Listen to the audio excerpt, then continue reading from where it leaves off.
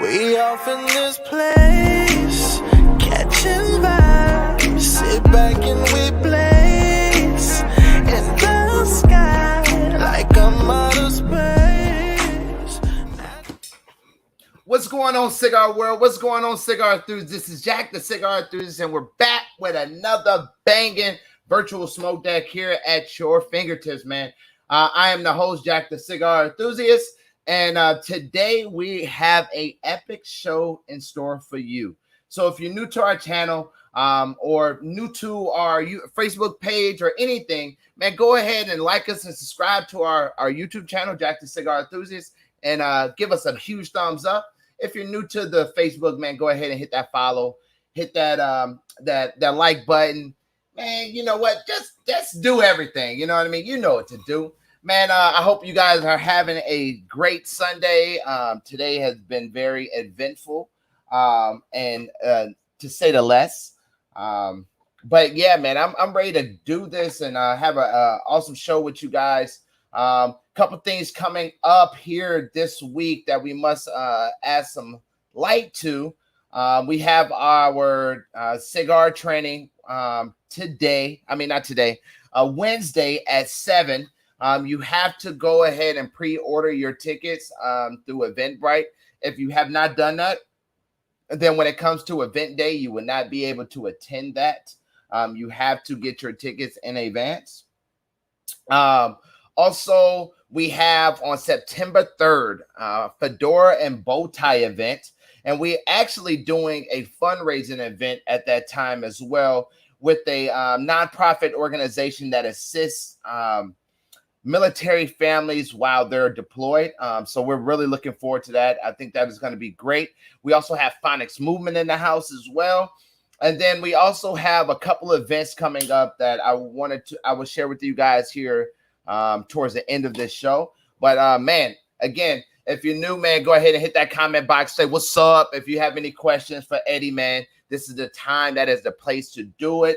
Man, outside of that, man, let's get this thing rolling, man. So our guest of honor, man, is a guy that jumped up on my radar here real soon. Actually, just been doing dope stuff in the the cigar industry for a long time. Has collaborated with some great companies and manufacturers to build some great cigars. Is also doing a lot of things in partnership with PCA, in partnership to raise awareness for the cigar industry as well. This guy is just doing the damn thing. So, man, without further ado, let's introduce our guest of the hour, Eddie Tarazona. What's up, Eddie?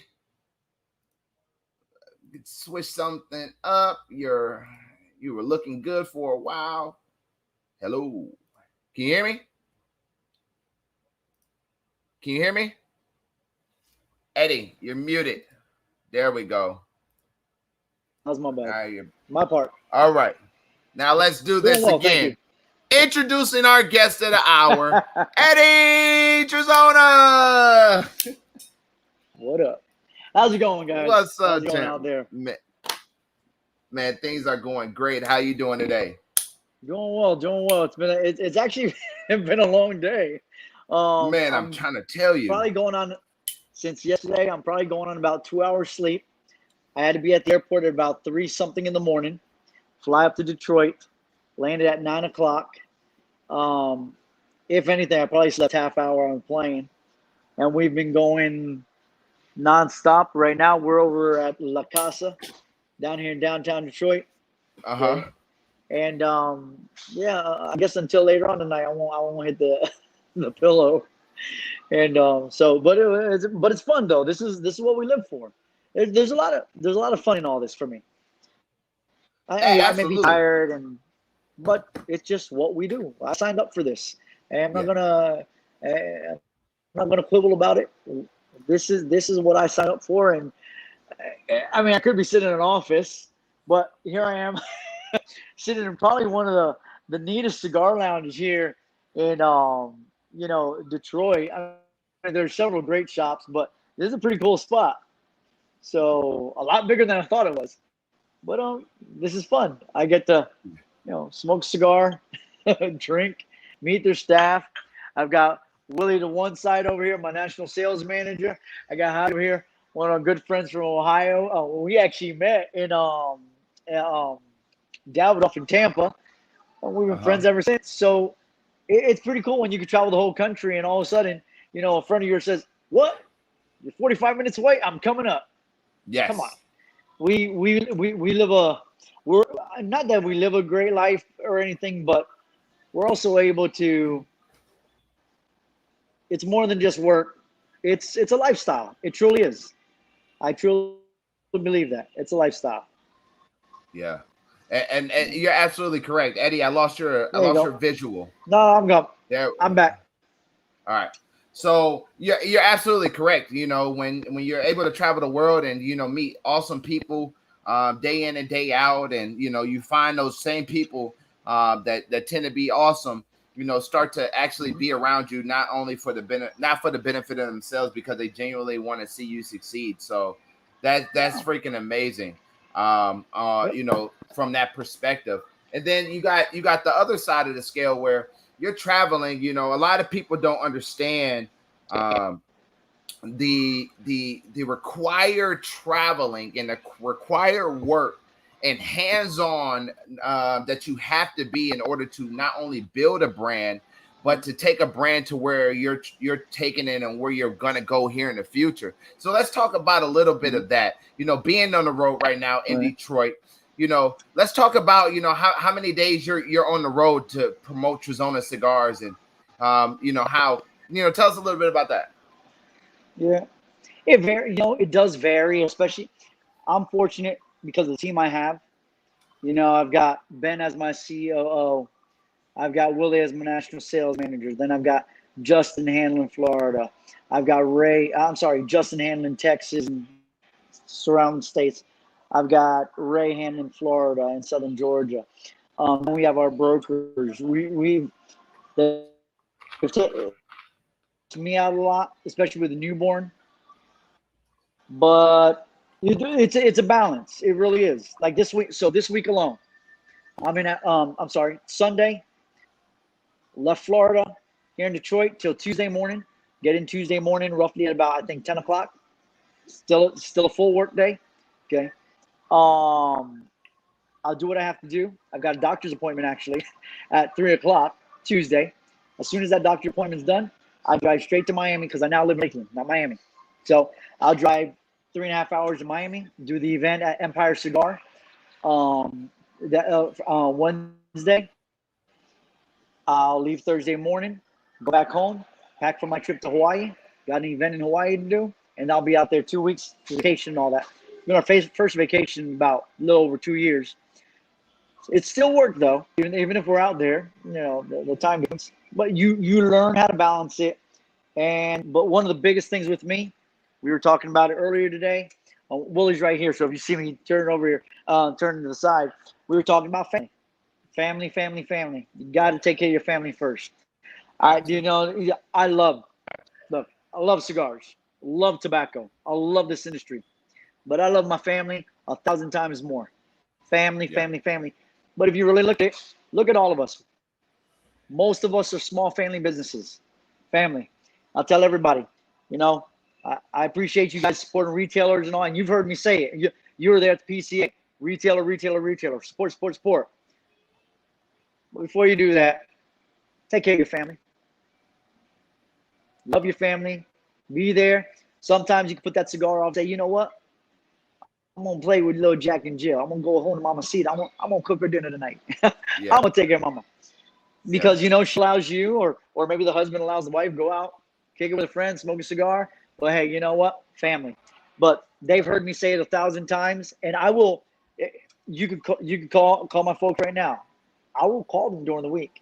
Hey, how are you and your family doing? Yeah. Family. I love my wife and I love my son. Okay. I love my oldest son. I love family. And without their back and without their support, I wouldn't be here. Would not be here.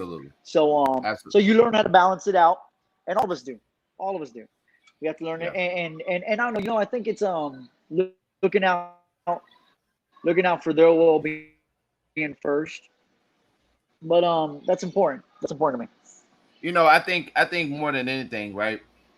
Family is the milestone to your success, right? A lot of people feel like, hey, I'm gonna be successful with or without family. But the thing about it is, when you hit your lows and nobody knows you're at your low, but your wife, your daughter, your kids, and they see how much you're stressing, and then you get the little mama come up to you, or your little boy come up to you and say, "Daddy, you got it. Daddy, it's gonna be okay." And it's like you just got a whole boost of motivation that just came out of freaking nowhere, because at the end of the day, you're utilizing and holding cherished your family. So Eddie, man, for people that don't know, you, which I think it's kind of hard, or Tarazona Uh-huh. Cigars, man, give us a brief synopsis of you, as well as your company. So in 2001, I lost my job right the job I had in college. I lost it because of the recession. 9/11 happened, war, recession hit. Um, I had a great job out of college. I was recruited out of college with Wolseley, which is Ferguson Enterprises here in the States.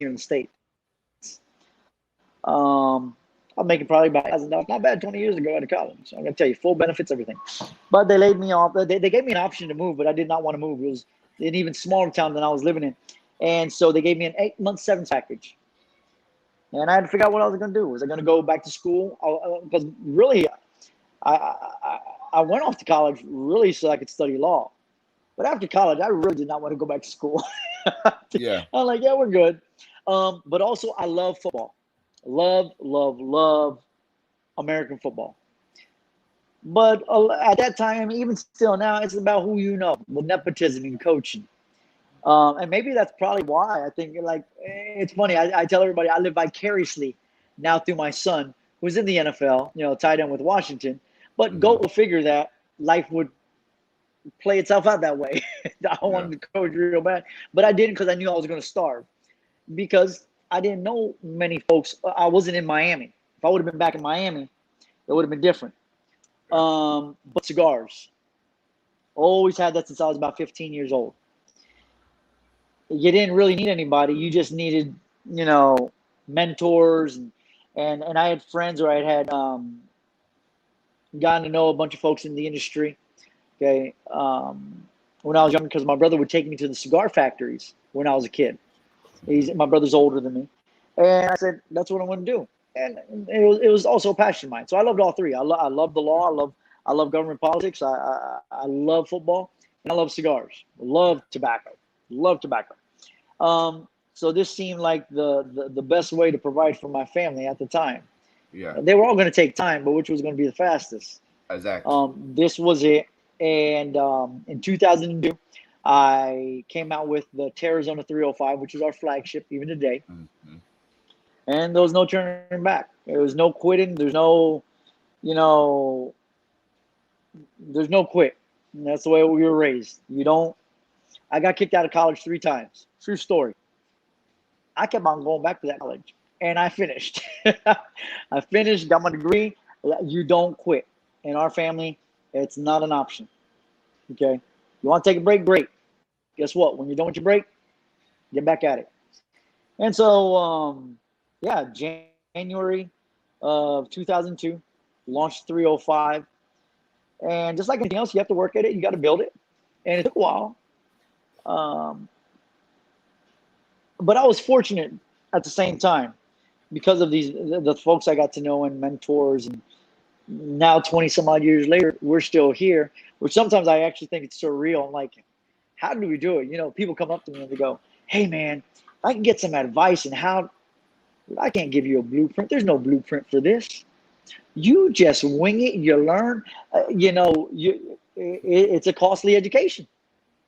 Okay, I think that's one but of the. Oh, sorry. Go ahead. I no, go apologize. ahead. No. I was going to say, but you figure out what starts working because each and every one of us, I'd have to say, all of these cigar companies, we don't ask us to do it all over again. We wouldn't know where to start 20 years later.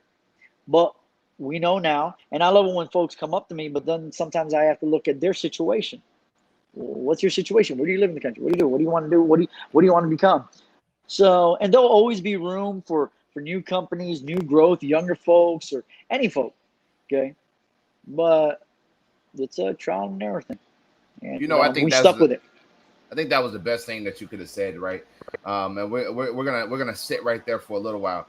Nobody's gonna ever give you a blueprint, and nobody ever knows the blueprint, right?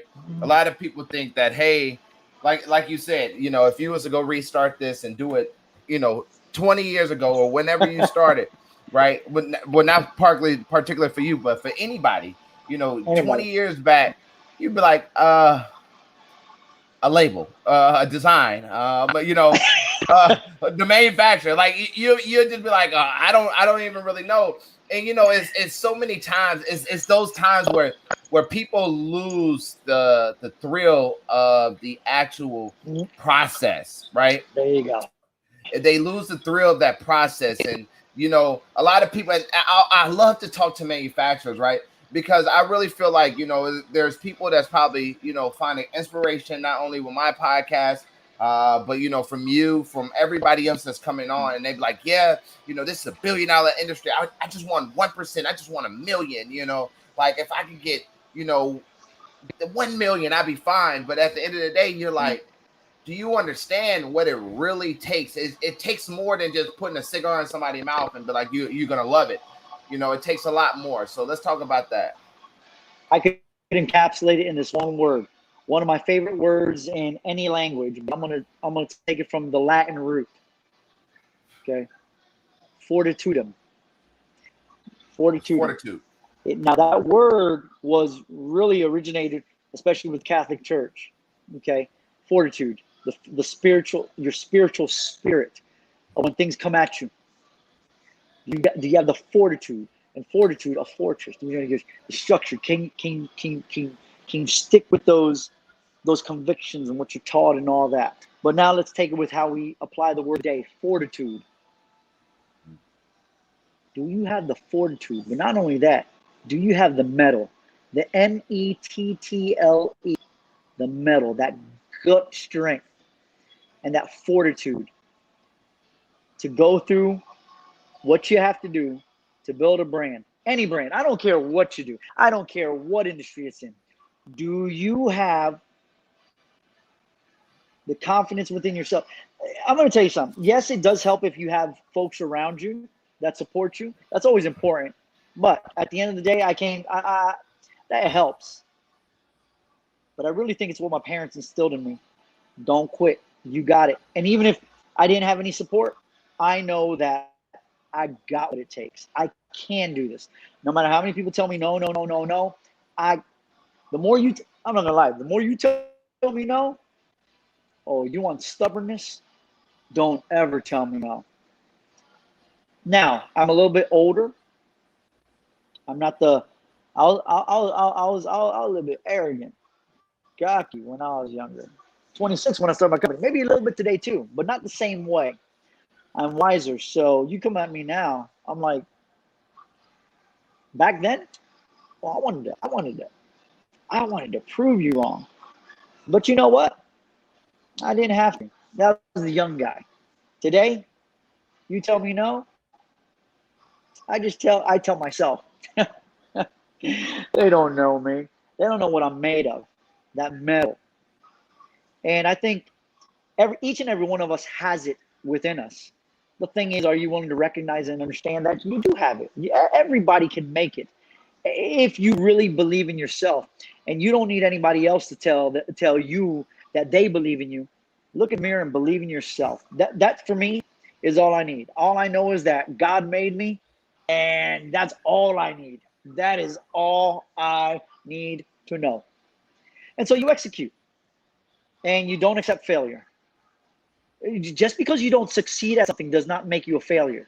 If you learn from it, you're not a failure. Take it, try again, or try something else and say, I'm going to make it work. Okay. But for me, that's really how it was. And it was for a long time. And it was like that for a lot of us.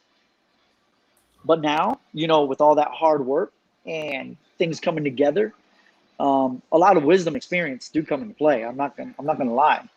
That's important. So You know, I've been doing this so long now. Why look back? But I mean, we're fortunate. We're blessed in that sense. I think that's everything, right? The ability to enact fortitude. That was a great analogy, and I think with when it comes to these art industry particular, but any industry, um, you got something has to be wired in your brain for you to sit here and say, I don't give a damn if everybody says no, I'm going to still be successful at this. Because at the end of the Mm-hmm. day, when you presented it, it became something called passion. And when you Mm-hmm. have passion in it and anything that you're doing, then it's a rarity that you allow yourself to think something different. So let's talk about a time where, speaking of that fortitude, speaking of that metal that you have, what was one time where you felt like that was kind of degraded, and what actually helped you, in your journey to get to where you are today? So I'm on Route 29, leaving Lynchburg, Virginia, heading into a snowstorm, south, heading towards Greensboro. I was on my last dime, bro. On my last dime.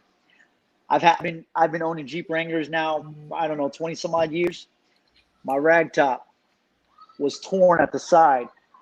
For a while, I was holding it with duct tape. I didn't have Mm, money. yeah. Even back then, they were expensive. Um, I hate the cold. I hate the cold. As a Miamian, I abhor it. But I'm driving through and I start approaching a snowstorm that's actually weird. It's coming up instead of coming down, North Carolina up. Yeah. I start seeing a snow flurry. The side, it's on the driver's side. The duct tape comes off. I guess the temperature, whatever, who knows. It starts flapping. I pull over the side of the road. I broke down, bro. That knot in your throat, your stomach is just. I did start. I began to question myself. Why am I doing this, man? But you got to get it out of your system. You have your good cry. Maybe you yell a little bit, cuss at God a little bit. Hey, when I heard in the Bible, it never said how you speak to. I mean, like, no, not to disrespect the Lord or anything, but I had a Yeah. few things to say. Uh, But I regained my composure, and I realized while I was doing this, family, I set out to do something. And I think about it, I actually do want to cry. I mean, I do. That was a very, very, very tough. That was as bottom as it gets. Man, And I looked at that top. Not gonna stop me. I had to keep on driving. And then when I say driving, I'm not trying to be what's no pun intended. yeah. I had to keep on driving. I had to Yeah. keep on going. And I got on that North Carolina road. I took it down to South Carolina where I had to be. I met with what I had to. Then I had to get back. Then I had to go up to Delaware, I believe. I kid you not. On that trip, I got to there. The shop gave me a $17,000 order, bro. Mm. $17,000 order. It's okay. It's okay to be down in the dumps sometimes. But don't ever let yourself feel so sorry for yourself that you can't get out of the dump, that you can't pick yourself up. Because there was nobody there to pick me up that day. Okay? It was just me, almighty, right there. That was, and I'll be honest, that was the lowest. But I couldn't quit. I had to. I had a family, wife, kid, the whole thing. And I set out to do it. And part of it was also to prove everybody wrong. All those folks that said, no, you can't do it. What are you thinking? Who's going to buy this cigar? Who's going to buy that? Don't listen to them. If you truly believe in, and for the right reasons, motives, and all that, don't listen to them. Keep on. I look at me. Look at how we're growing the cigar industry. I look at Logan. what, 3%? What do they say? 3% of all college football players make it to the league. Logan just re-signed his contract with Washington, starting tight end. That's my family story. Don't ever quit. It's not about football. It's not about cigars. It's about finishing what you started. This is the only life we have. This is the only race we're going to run. You know, Eddie, you mentioned something, man, and like I think you know, hearing that story, because now we're gonna talk about, you know, the future of Tarazona, right? You know, but what I heard at that very moment was something called grit, right? It was something that every entrepreneur that sets out to do something has to have. You have to have grit, right? When things don't go well, you know, when you're like, man, how the hell am I going to make this work? And you sit here and you're like, man, why the hell did God take me up here to bring me back down here? Like, that doesn't even make sense. But now look at you. You know, you're in how many lounges now? You're in how many lounges now? Yeah, I was asked today. Somebody, probably a few hundred. You know, I was asked today. Somebody asked me today. We were talking about lounging. I'm like, guys, I've not even been to all these lounges. I'd love to. Life isn't how it was before. I want to visit all of them. Okay. Yes. But that's why it's the team we have. Now, I know about the shops and all that. So, because I want to know. I always want to know. But it's virtually humanly impossible now at the rate we're going to visit all these. And some of them I've known about for years, and I want to visit so bad. You know, yeah. It's but that's okay. And they understand too. I mean, as we keep on growing and as we keep on getting, especially with our getting a global footprint, it's just tons. But I'm grateful. I'll tell every shop out there, every shop owner, everyone we deal with, I am thankful. I am grateful. Thank you for supporting us. Thank you for believing in us. But thank you for allowing us, okay, that real estate in your shop. That's real estate. That's your money. That's real money, okay, for you guys. But I'm a cigar manufacturer, and I'm here to sell cigars, make the best cigars I can, and sell them. You guys are here too. You know, when we do events. So if I come over to Dabber D's, we do events. You don't want me talking to you all day. You don't want Ray talking to you all day. You're like, hey, look, he right. Go talk. Hey, go talk to the customers. Go get to know them. Well, why are you speaking with Jack when you're already in the store? Yeah, well, y'all good. Y'all already good. Hey, go get to know the customers. Exactly. That's where it's at.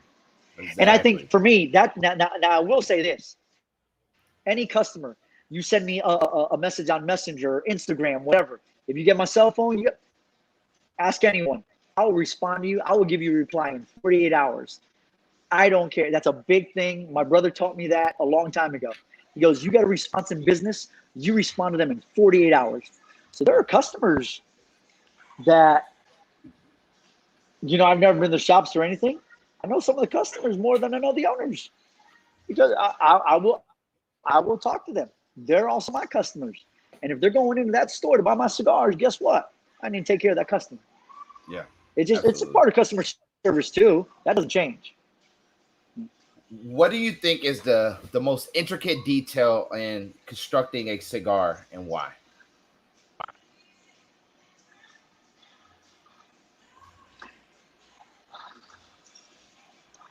I think I think the biggest thing is not so much the constructing the cigar.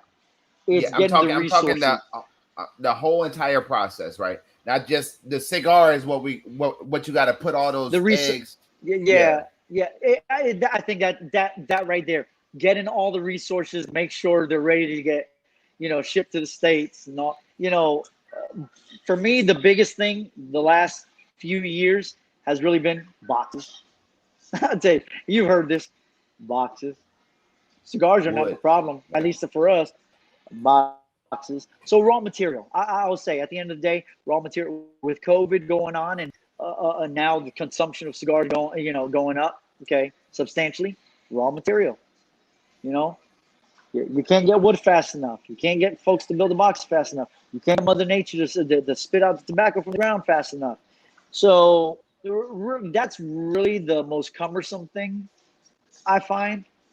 But outside of that, I think, and maybe because I've been doing it so long, but the neat thing is, I think there's always something new to learn with tobaccos and blends. I'm always learning.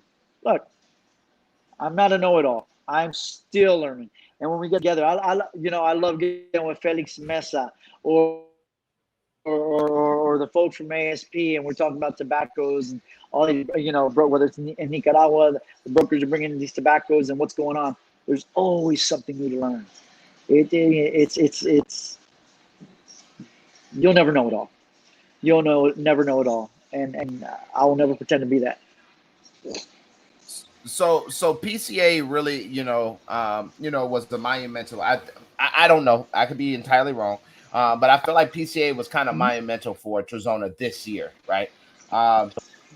What can the people expect that's coming new from Tarazona?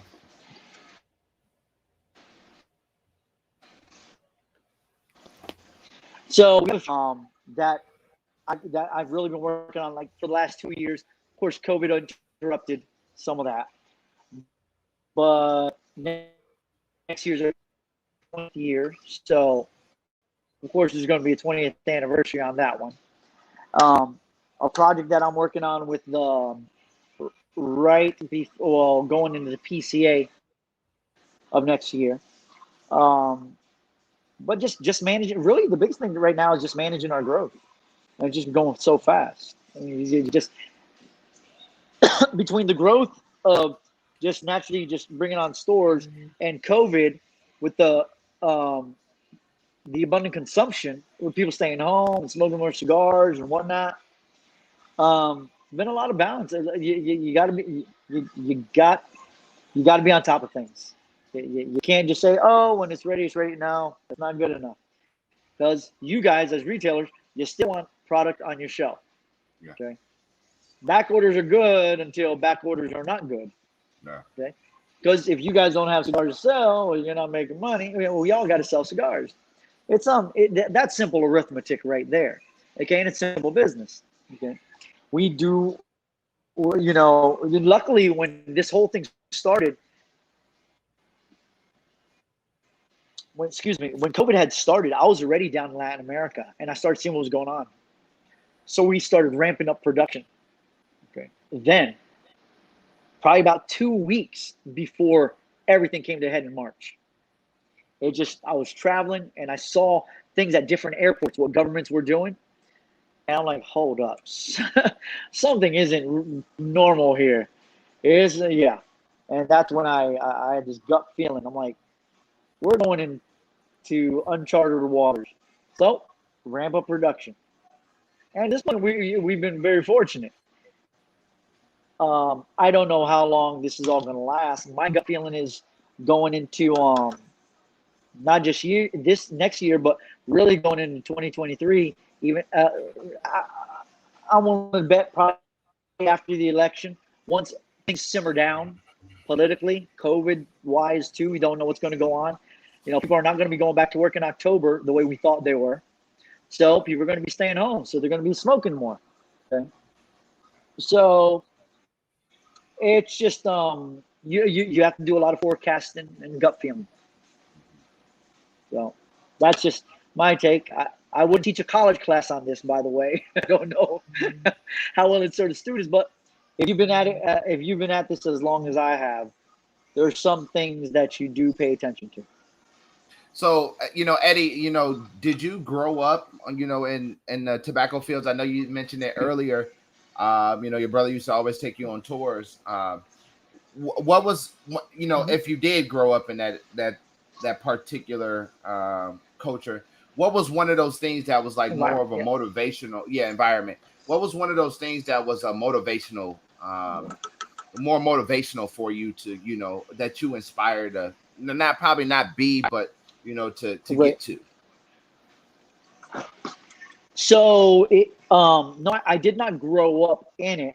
Nobody in my family was, outside of my grandfather, he was an avid cigar smoker. I was about 15 years old. My brother took me to South Beach Cigar. So my brother would go get his cigar. He would go to what's this place called? Ipicarillo, his factory in Miami. ¿Cómo se llama? No. His real factory. Carrillo, La Gloria Cubana. What's his factory called there? I forget right now. Okay. That, and he took us to my brother took me to South Beach Cigars. That day when we went to South Beach Cigars, he would get his cigars ordered on the spot. He'd come back at the end of the week, pick up his cigars, whatever. And I met one of the rollers. I'm leaving. Give our goodbyes. I shook his hand.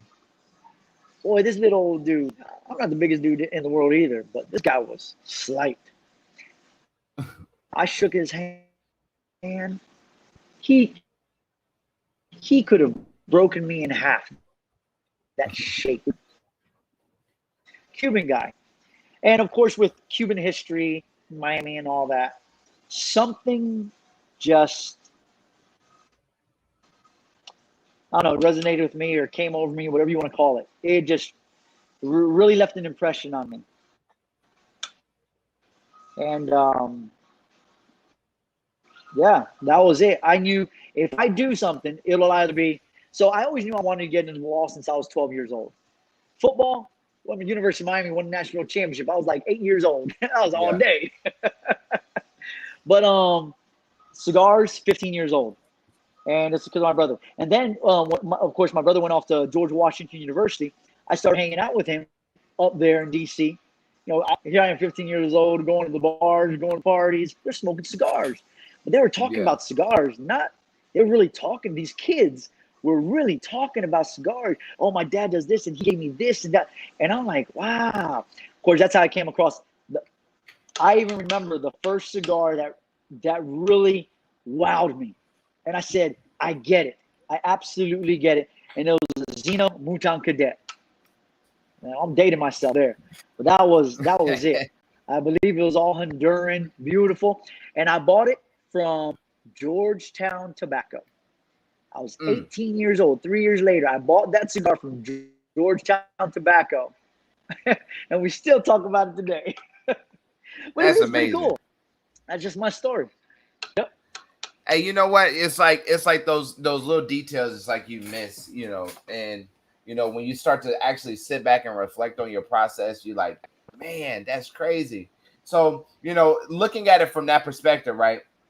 From you know where you first got your cigar, not growing up in the industry per se, like quote unquote other you know manufacturers have 60, 70, 80 years of history in their family or whatever.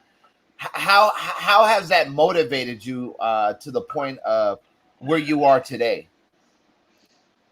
I think for me, of course, growing up, you know, in and around that Cuban culture, and it's not just Cuban culture; it's cultures around the world. You know, you have that patriarchal, and I say that respectfully. You respect your elders. Yes, sir. Yes, ma'am. And you respect what people have done before you. Okay. You don't get into this ¿cómo se dice? Chisme. I don't know, gossiping and all that stuff. No, it's none of that. Respect your elders, appreciate them, listen to them. They give you advice, take it for what it is. They're not trying to come at you. Okay. Just because they're older, they're just wiser. Doesn't mean they know it all. They're just wiser. Maybe they're giving you a little tip. I think that's how I really approach it because I was 25, 26 years old. I wasn't about to start respecting a bunch of my elders back home in Miami. Yeah, you're crazy. I would not advise that to anybody. But I think that was really my approach. You know, be humble and, you know, take what they're giving me because they're just giving to me and they ain't costing you anything. Okay. So that's really that's always been my approach. And I know I could be a bit much at times, you know, personally, if you're just Eddie and friends and all. But when it comes to working and in that environment, no. Just know when to shut your mouth and say, Entiendo. I understand. Thank you, sir. Thank you. Absolutely. That's So it. And I'll tell you what, I've gotten phone calls really quick. I've gotten phone calls from folks. They picked up the phone. Hey, Eddie. No, what you did there, that's a no-go. Okay. I've had well-known people in this industry say, you need to take that down. That's some bad taste, bro. Yeah. Thinking I was being all like, yeah, I was younger than though. And you know what I did? Take it down, baby. They say something, yeah, I'm not going against go ahead that. and No get it way. done. Yeah.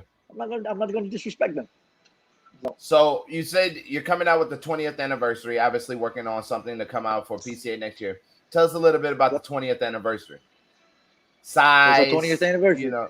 Size. I will give you that. It's probably more likely going to be a 6x50, 6x52. Most of my limited edition, I like putting that in Toro size. So gives everybody enough. The price and all that. So it goes into it. But pretty much almost a Toro. But it's a blend that I've had in my head since probably about 2004-5. I've been sitting on this that long. And that's what's cool about, when you're making your own cigars to put out. I just put out what goes through my head, and tobaccos I know and I've worked with. I'll try something new. I'm like, yeah, that's that blend. But this blend I've had in my head since about 4 or 5. No lie. So what are some notes that you get out of this cigar? Yeah. So it'll come out, What's that? What are some of the notes that you get out that cigar? What was that? What are some of the notes that you get out of this 20th anniversary cigar? It's full. No, it's full. It's full body, but still even keeled and smooth, like most of my cigars. Okay, I never really go on the really, really strong side. That's just not us. But I will put strength or body in there. But it will involve broadleaf and Cameroon. I'll put it at that. I'll leave it at that. So we're probably gonna get some. So we're probably gonna get some chocolate notes. We're probably gonna get some obviously earthy notes. I'm interested. I can't wait. Yep. Shout out to Michael, man. Mike just came in. Furro Tiago. Eddie is such. Oh, Mike. Hey, let me tell you something. Hey, I want to say something. So Mike and I, we're going back to TP. Back in February when it was up. I saw Mike there, and what a joy. Oh, what a complete joy. May, okay. And yeah, that's right, May. I'm thinking about what it's normally all that. We both walked up to each other, gave each other a big old hug. And Mike goes, "We're all in, baby, right?" This is what he said. We're all in. I go, "We're all in. It's the only thing we know." And of course, what he's just pulled off and all, I'm like, "Do it." Just that conviction. And I look at Mike. How awesome is it to have a colleague like that in this industry that's every bit as passionate and driven, okay? Because he just loves not just the product, the people, the industry, everything. But you ask Mike about that. All in, baby. All in. That's why I always say you do it with passion. I don't care what your job is. I don't care what you do. Do it with passion. You two gentlemen are the true example of fortitude, man. I'm serious. Love you, Mike. You guys are completely doing it, man. He said one memorable hug, but you guys are doing it. Mike had every opportunity, just like you had that opportunity on Route 26 to say I'm done. Mike had that same opportunity to say, hey, everything that I have known, everything that I have been familiar with for so long is gone. And I think if anything we can get out of this segment, man, is no matter how low the lowest is, at the end of the day, I'll go by a quote from a awesome poll: "Rest if you must, but don't you quit." Right? Don't quit. Don't quit what so freaking ever. When people always gonna say, man, you can't do it. People are always gonna say, man, you'll never succeed. People, that's just people.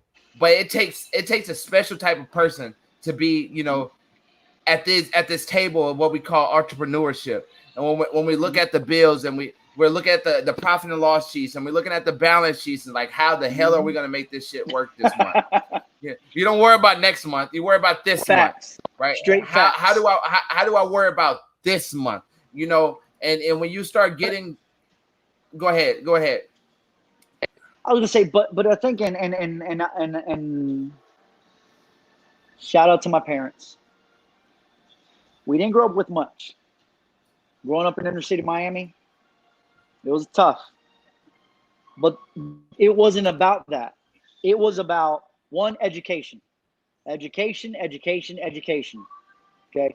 My mom it's like my mom would always say, when you find a woman, this is my requirements of her. First, that she loved God more than anything, even you. She loves you. She loves her country. She loves her family. Okay. And she supports you. Okay. Now, that's my mom telling me about a woman, what she looks in a woman for me. But how about this? What about what we want out of our kids? Yeah. Okay. God first, then you. I tell everybody, it's okay to be selfish. And when I say that, I mean in a positive manner.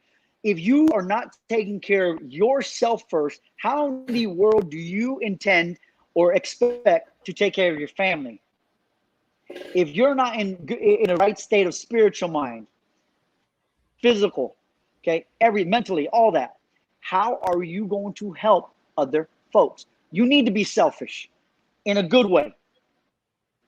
Okay. Take care of you, believe in yourself, okay? Then execute.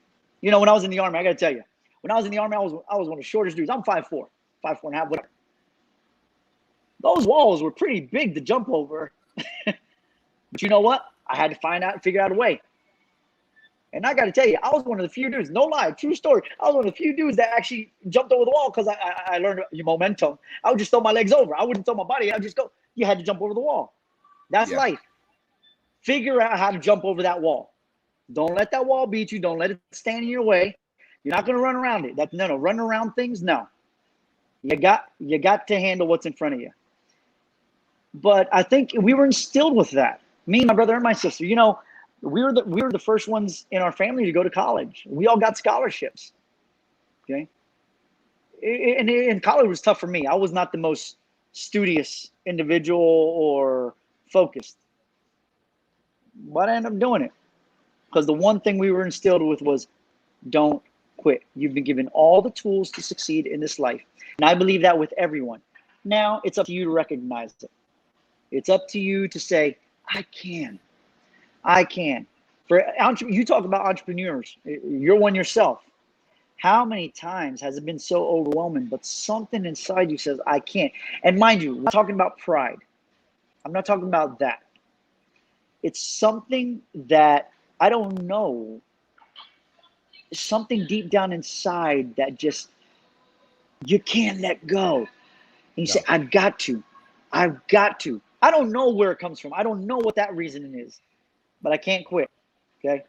And I see my colleagues across the board, retailers, manufacturers, I see what they go through, whether it's FDA, whether it's maybe they not enough sales for this month. I don't care what the situation is, but they keep on because they say, I can do this. I really do. And no matter what anybody says, you stick with it. I think that's one of the most powerful things that we have as human beings. You know what it's called? It's called mental fortitude. It's just funny that we keep getting back there, right? It's mental fortitude. It's when your back is against the wall, you still stand erect and take the blows of fate, man. And that's what it is. Mm-hmm. You constantly take whatever is thrown at you, because at the end of the day, what you have is called passion. So it don't matter how rough the road is. There's two. I mentioned this talking to a group of my friends, man. I said there's only two things that can climb a mountain: a human and a goat. So when they associate somebody as the GOAT, what they're saying is they have climbed the mountain to where, you know, whatever industry or whatever profession they are in, they are the GOAT there. So Michael Jordan, the GOAT of basketball. You got Tom Brady, the GOAT of football. You have so many different things that you can, reflect and relate to. But, you know, you talk about your kids, like, what do you want your kids to see? You want your kids to see the GOAT of whatever they are looking at, or whatever what industry you in. And that's not going to happen overnight. Success doesn't happen overnight. But I tell you what, in success, you're going to have a lot of failures. You're going to have a lot of times where you fall, and you're going to have to pick yourself back up. And that's just like what you talked about, Eddie. And I think that's so many times that we fail to talk about those things, right?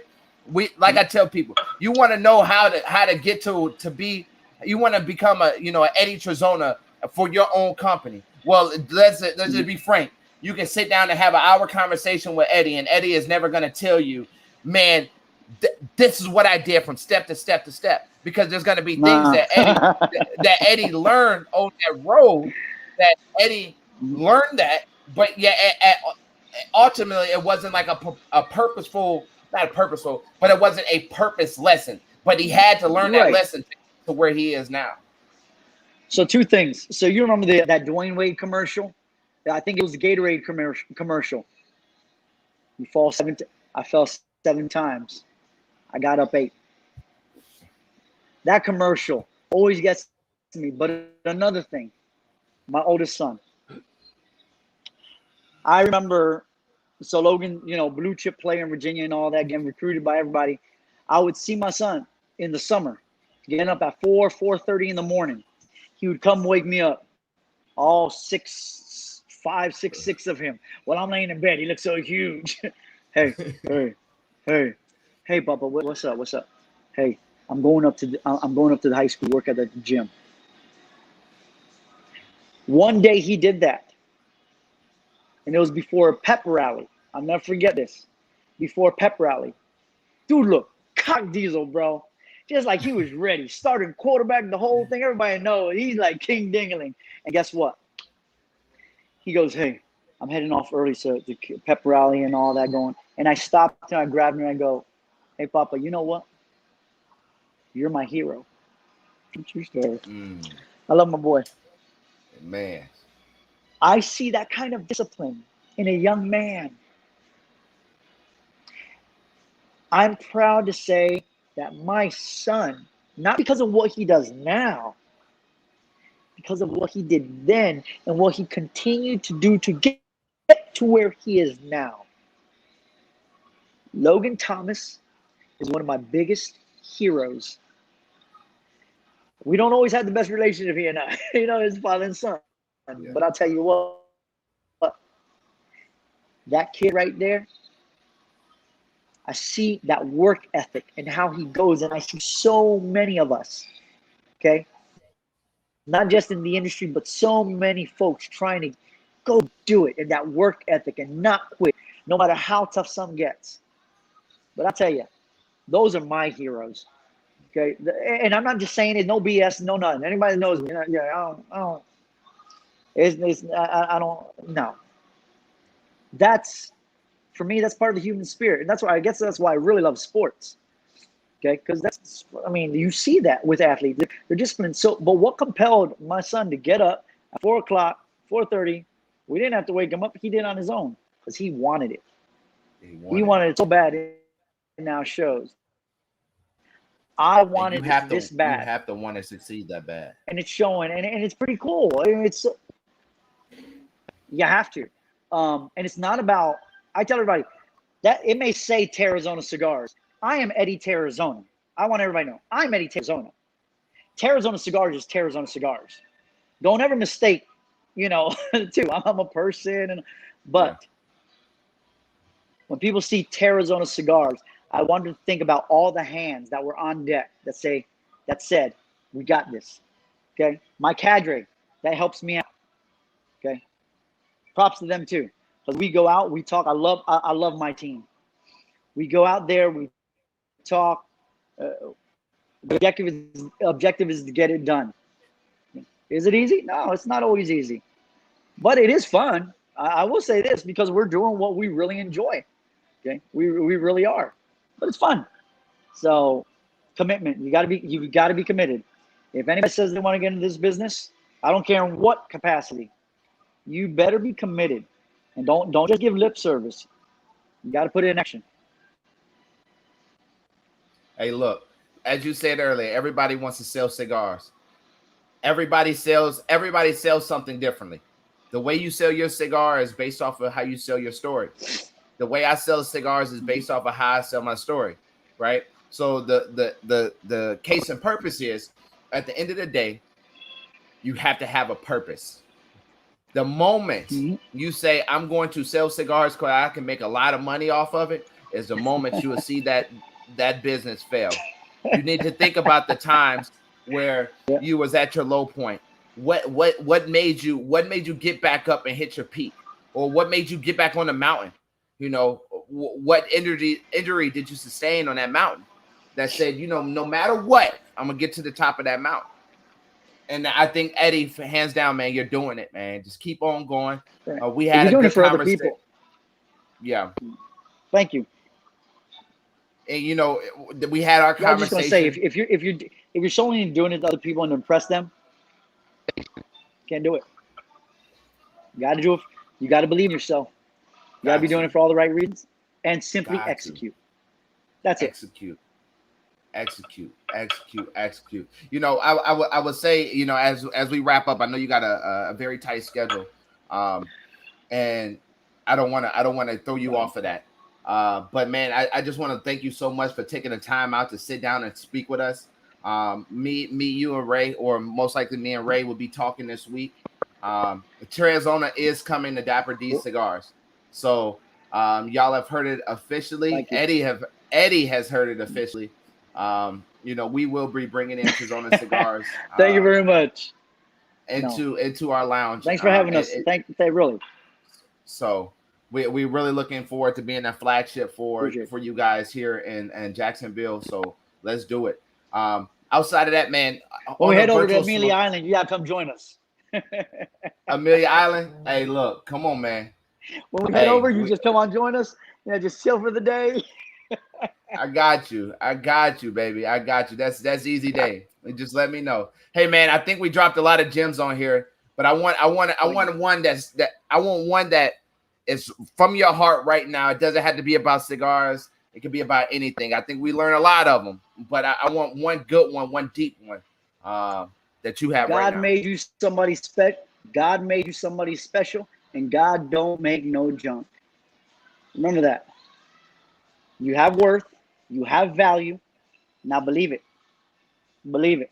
That's been one of my, since I was a little kid, Sunday school. God made me somebody special, and God don't make no junk. I am a promise. Okay. That's it. Come on, That's man. all I can say. That's all I can say. You preaching now. Hey, I was raised in a good old evangelical Christian home, and the one thing I've learned is I've been given all the tools in this life to succeed. There are no victims here.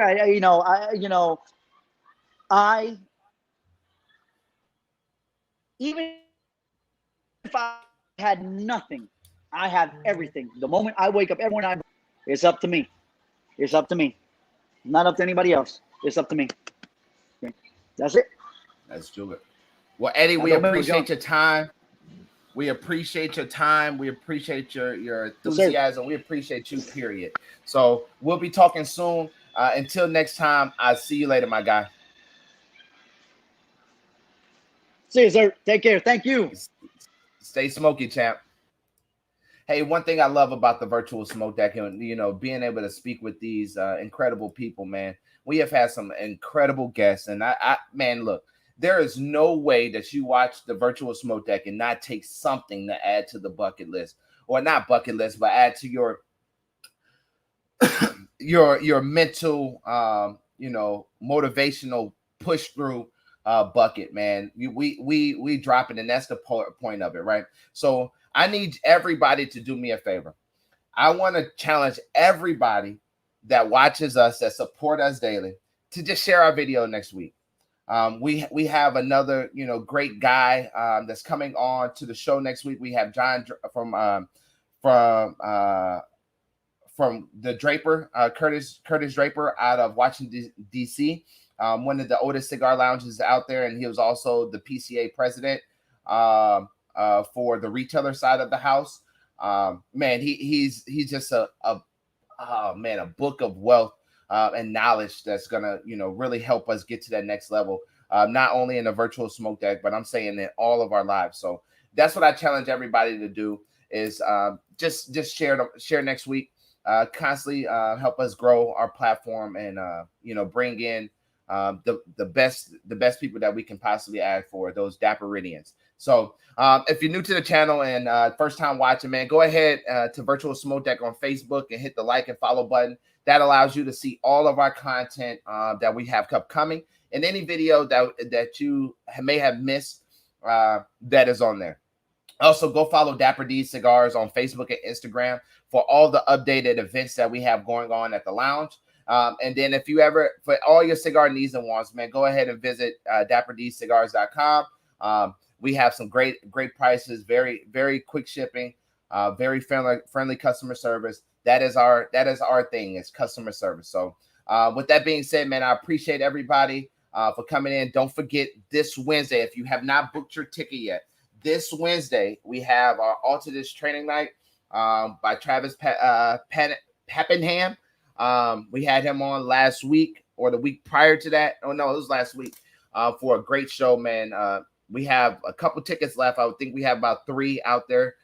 So go book your ticket, man. It's going to be a great event. 7 cigars, a lighter cutter, a pen, and some great training for $41, and that's including tax. So it's $35 plus tax, and I think it's well worth the purchase. So you guys will definitely enjoy that. And then September 3rd, we have our Fedora and Bow Ties night. Obviously, you know me, I'm a dapper guy, so I'll be up and showing up and showing out. And we're also launching our Dapper Fedoras, which is a fedora line that we are putting together. We'll actually have fedoras out for you to customly pick out, and we will go ahead and make it on the spot for you.